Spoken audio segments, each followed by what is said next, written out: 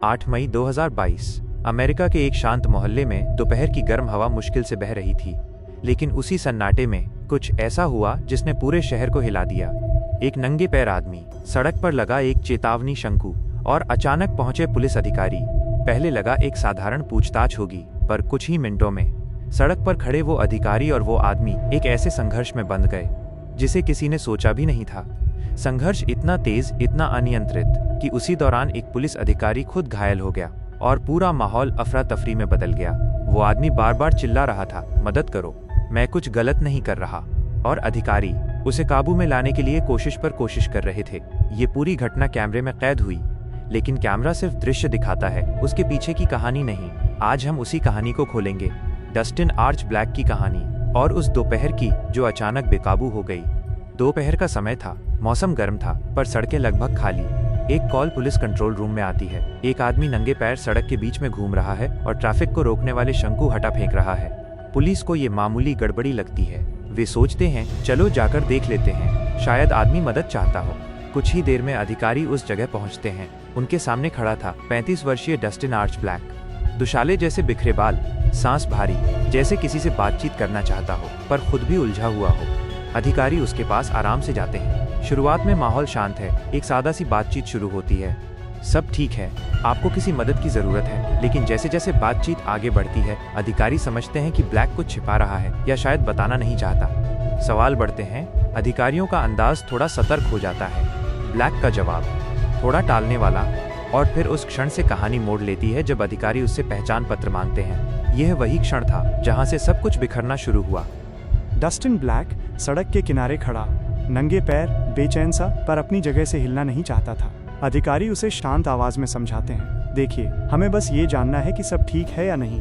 Black सिर हिलाता है, मैं ठीक हूँ, बस टहल रहा था। शुरुआत में सब सामान्य लगता है। अधिकारी उसे बैठने को कहते हैं ताकि आराम से बात हो सके, लेकिन ब्लैक धीरे धीरे चिड़चिड़ा होने लगता है। वो बार बार कहता है, मुझे कुछ नहीं चाहिए, बस जाने दीजिए। अधिकारी अपने सुर में हल्की सख्ती रखते हुए पूछते हैं, क्या आपने रास्ते का शंकु हटाया था? ब्लैक तुरंत इनकार करता है, पर अधिकारी को पहले ही सूचना मिल चुकी थी।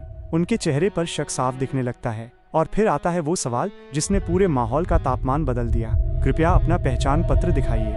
ब्लैक रुक जाता है, वो पीछे हटने की कोशिश करता है। वो कहता है, मैं ठीक हूँ, मुझे किसी चीज की जरूरत नहीं। पहचान क्यों चाहिए? अधिकारी अब और सतर्क हो चुके थे। उनका इरादा उसे हिरासत में लेने का नहीं था, पर अब स्थिति संभालने के लिए वे आगे बढ़ते हैं। अधिकारी एक कदम और नजदीक आते हैं। वो हाथ आगे बढ़ाकर कहते हैं, कृपया यहाँ आइए, बस थोड़ी देर। लेकिन ब्लैक अचानक पीछे हटता है। उसका शरीर तनाव में आ जाता है, चेहरे पर घबराहट दिखती है। अधिकारी समझ जाते हैं, अब ये सिर्फ बातचीत नहीं है। वो धीरे से कहते हैं, इधर आइए, बस घूम जाइए। उनका अंदाज अभी भी कठोर नहीं, पर एहतियात से भरा हुआ है। ब्लैक फुसफुसाता है, मुझे जाने दो। अधिकारी कहते हैं, देखिए, कृपया विरोध मत कीजिए, सब ठीक रहेगा। लेकिन अचानक ब्लैक अपना हाथ छुड़ाने की कोशिश करता है। अधिकारी का सुर बदला, मत करो, घूम जाओ अभी। तनाव इतना बढ़ चुका था कि अधिकारी रेडियो पर बैकअप मांगते हैं। ब्रेंटवुड, नॉर्थ मैकिनले, एक यूनिट और भेजिए। एक साधारण पूछताछ अब एक सक्रिय संघर्ष में बदल रही थी। अधिकारी उसके हाथ पीछे ले जाने की कोशिश करते हैं। ब्लैक बार बार कहता है, मुझे छोड़ दो, मैंने कुछ नहीं किया। पर अधिकारी उसे रोकते हैं, आप इस वक्त हिरासत में हैं, शांत रहिए। ब्लैक झटके मारता है। अधिकारी संतुलन बनाने की कोशिश करते हैं, और फिर वो पल आता है जिसने पूरा दृश्य नियंत्रण से बाहर कर दिया। अधिकारी टेसर निकालने की कोशिश करते हैं, पर संघर्ष इतना तेज होता है कि अचानक अधिकारी अपने ही हत्थे से चोटिल हो जाते हैं। उनकी आवाज में हताशा थी, मुझे मदद चाहिए। और ब्लैक घबराहट में चिल्लाता रहता है, बस मुझे जाने दो। इस टकराव ने कहानी को अब एक ऐसे मोड़ पर ला दिया था जहां दोनों पक्ष घबराहट, डर और संघर्ष में फंस चुके थे। डस्टिन ब्लैक अब पूरी तरह घबरा चुका था। वो जमीन पर खुद को गिरने से बचाता, फिर हाथ झटकता, फिर पीछे हटता, और अधिकारी उसे शांत कराने की कोशिश में जुटे थे। एक अधिकारी बार बार कह रहा था, शांत रहो, खुद को संभालो, बस हाथ पीछे करो। लेकिन ब्लैक के मन में डर बैठ गया था। वो जोर से चिल्लाता, मुझे जाने दो, मैं कुछ गलत नहीं कर रहा। संघर्ष की दिशा अब बातचीत से सीधे शारीरिक टकराव तक पहुंच चुकी थी।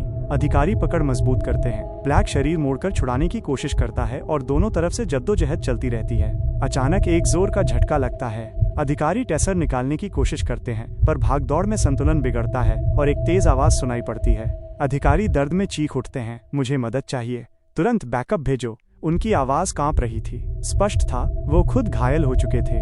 दूसरी तरफ ब्लैक भी चिल्ला रहा था, मुझसे दूर रहो, मैं बस उठना चाहता हूँ, मुझे छोड़ दो। ये चीखें, ये घबराहट। सड़क पर सन्नाटा टूट चुका था। कुछ ही मिनटों में सायरन की आवाज हवा को चीरती हुई आती है। 2 और पुलिस गाड़ियां रुकती हैं। अधिकारी दौड़ते हुए आते हैं, कुछ स्थिति को समझते हैं, कुछ जमीन पर चल रहे संघर्ष को देखते ही झटक जाते हैं। वे तुरंत एक अधिकारी से सुनते हैं, उसके हाथ नियंत्रित करो, वो लगातार छुटने की कोशिश कर रहा है। नए आए अधिकारी ब्लैक को मजबूती से पकड़ते हैं। कोई उसके कंधे को थामता है, कोई उसके पैर रोकता है, पर ब्लैक बार बार छटपटाता है। आप लोग मुझे चोट पहुंचा रहे हो, मेरी बात सुनो।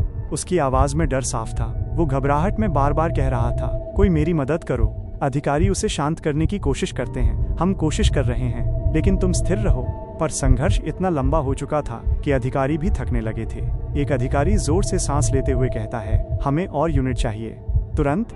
ब्लैक बार बार वही लाइन दोहरा रहा था, मैं सांस नहीं ले पा रहा, रुक जाओ, मेरी मदद करो। अधिकारी भी समझ रहे थे कि मामला अब बेहद संवेदनशील हो चुका है। एक अधिकारी कहता है, उसके सिर पर दबाव मत डालो, बस उसे स्थिर रखो। पर ब्लैक की घबराहट बढ़ती ही जा रही थी। वो डर में भगवान का नाम लेता है, कभी सीधा चिल्लाता है, वे मुझे मार देंगे। दूसरे अधिकारी उसे आश्वासन देते हैं, कुछ नहीं होगा, शांत हो जाओ, हम तुम्हें काबू में ले रहे हैं, बस विरोध मत करो।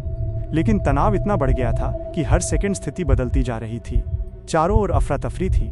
एक तरफ घायल अधिकारी, दूसरी तरफ चिल्लाता ब्लैक, और बीच में कई पुलिसकर्मी जो स्थिति को संभालने की कोशिश कर रहे थे। क्या कई अधिकारियों के बीच भी संघर्ष जारी? अब मौके पर कई अधिकारी मौजूद थे। फिर भी डस्टिन ब्लैक खुद को छुड़ाने की कोशिश कर रहा था। उसका शरीर तेजी से हिल रहा था, मानो उसे डर हो कि कुछ बुरा होने वाला है। वो जोर से चिल्लाता, किसी को बुलाओ, मेरी मदद करो। अधिकारी उसे शांत कराना चाहते थे, लेकिन लगातार हिलने डुलने के कारण वे उसे सुरक्षित रूप से नियंत्रित नहीं कर पा रहे थे। एक अधिकारी आदेश देता है, उसके कंधे को पकड़ो, पैर स्थिर करो, उसे नीचे रहने दो। दूसरे अधिकारी कहते हैं, वो हथकड़ी में है, बस हमें उसे स्थिर करना है संभल कर। लेकिन ब्लैक का डर बढ़ता ही जा रहा था। वो लगातार बोलता, मैं मर जाऊंगा, मुझे चोट लग रही है, रुको। अधिकारी जवाब देते हैं, हम तुम्हारी मदद करने की कोशिश कर रहे हैं, बस शांत हो जाओ, सब ठीक हो जाएगा।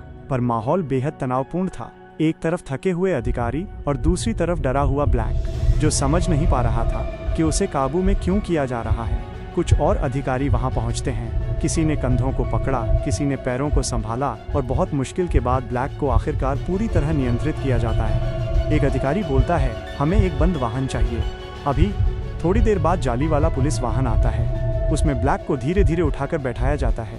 वो अब भी चिल्ला रहा था, मैंने कुछ गलत नहीं किया, मुझे जाने दो, मेरी मदद करो।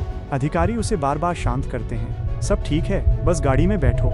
दृश्य धीरे धीरे शांत होने लगता है, लेकिन पीछे छोड़ जाता है थकावट, चोट और तनाव का माहौल। इस पूरे संघर्ष में चीफ पॉवेल के चेहरे पर खरोंचें और चोटें आईं। एक अन्य अधिकारी ब्लेजिंग गेम, उनके घुटनों और दाहिनी कोहनी पर चोटिल हुए। डस्टिन आर्च ब्लैक को मौके पर ही हिरासत में लिया गया। उन्हें अस्पताल ले जाकर जांच की गई और फिर पुलास्की काउंटी जेल में भेजा गया। जमानत तय हुई, $15,000। ब्लैक पर कई आरोप लगे, जिनमें पहली डिग्री की बैटरी यानी गंभीर मारपीट के 2 मामले शामिल हैं। एक सादा सा कॉल, एक नंगे पैर आदमी और सड़क का एक शांत कोना, ये सब मिलकर बन गया एक ऐसा संघर्ष जिसने पुलिस विभाग, जनता और ब्लैक तीनों को सवालों में डाल दिया। आप इस पूरी घटना के बारे में क्या सोचते हैं? क्या ये एक गलतफहमी थी, डर का नतीजा, या स्थिति का गलत ढंग से बिगड़ जाना? अपनी राय कमेंट में जरूर बताएं। अगर ऐसी सच्ची गहराई से समझाई गई कहानियाँ आपको पसंद आती हैं, तो वीडियो को लाइक करें और चैनल को सब्सक्राइब करना न भूलें।